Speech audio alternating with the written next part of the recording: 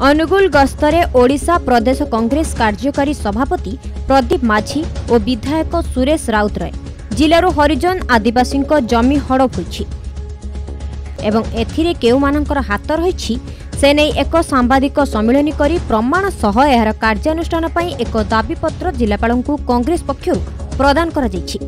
सूचना अनुसार अनुगुल जिल्ला रे सरकारी ऑफिसर पूर्व जिलापाल उपजिलापालंक रैकेट कार्य करी 348 प्लॉट को एक निर्दिष्ट परिवार नाम पट्टा कराइछन्ति बोली अभियोग होइछि।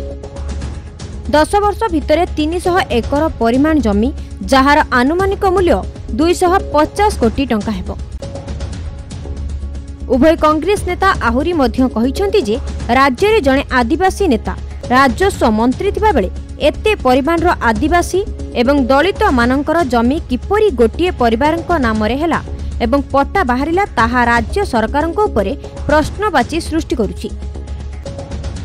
तेबे आदिवासी एवं दलित परिवार जमी किणिला बेले मिथ्या एवं चंचकता करी कागज पत्र जथा मेडिकल सर्टिफिकेट व्यवहृत होइछि।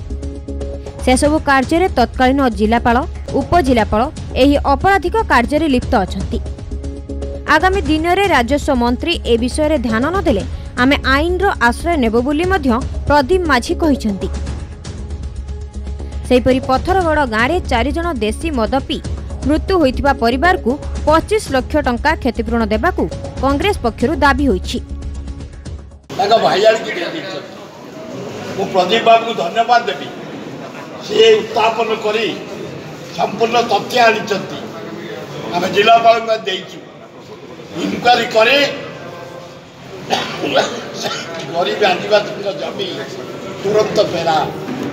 2 एते जोरे मद विषाक्त मद 4 जन मृत्युवरण कर तीर्तोल दायित्व थे आम जीत बालेश्वर 3टे जाइए मुझे तीर्तोल आम 100% जीत बालेश्वर गोटे दिन जाइए रिपोर्ट नहीं तीर्तोल दायित्व मुझे काली फेरी।